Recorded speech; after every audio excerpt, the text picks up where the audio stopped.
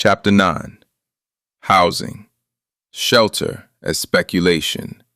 Shelter is older than language. Before we had words, we had walls, a roof, a fire, a place to lay the body down in safety. To deny shelter to a human being is, in every traditional society that ever stood, an act so obscene it required no law to forbid it. The forbidding was carried in the bone. Isfet has taken this most ancient human need and turned it into a financial product. The house in which you raise your children, bury your placenta, mourn your dead, is not, in the current economy, a home. It is an asset class. It is a line on a balance sheet, held by an entity that has never set foot inside it, will never sit at its table, will never know the name of the child who scratched the doorframe at 4 feet tall to mark her height. To that entity, your home is a number, and the number must go up, forever, or the entity has failed.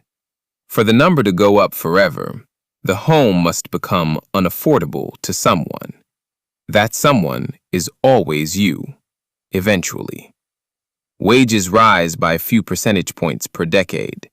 Housing prices, in most major metropolises, have multiplied by factors of 5, 10, 20 in living memory. The arithmetic is simple and merciless.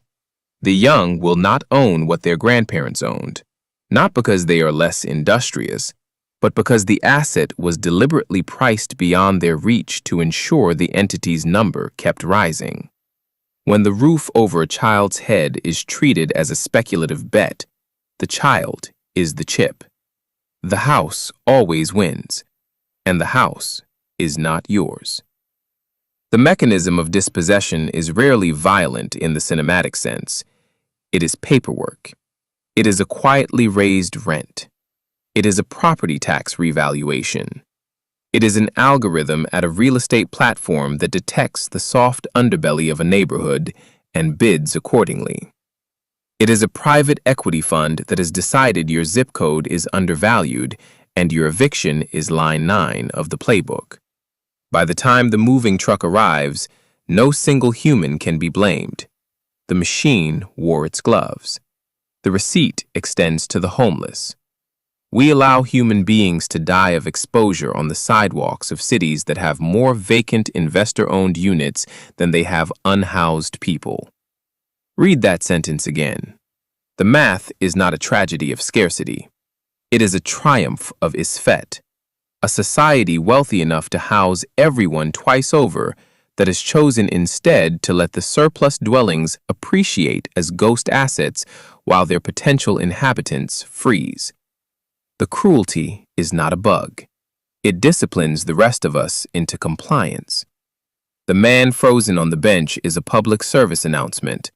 This is what happens to those who fall out of the rent. Ma'at housing is not utopian. It existed within living memory. A village built a roof for a returning son in a weekend. A family was given land because it was a family. A city set aside dwellings for elders and widows as a matter of public dignity, not as a charity loophole on someone's taxes. None of this requires invention.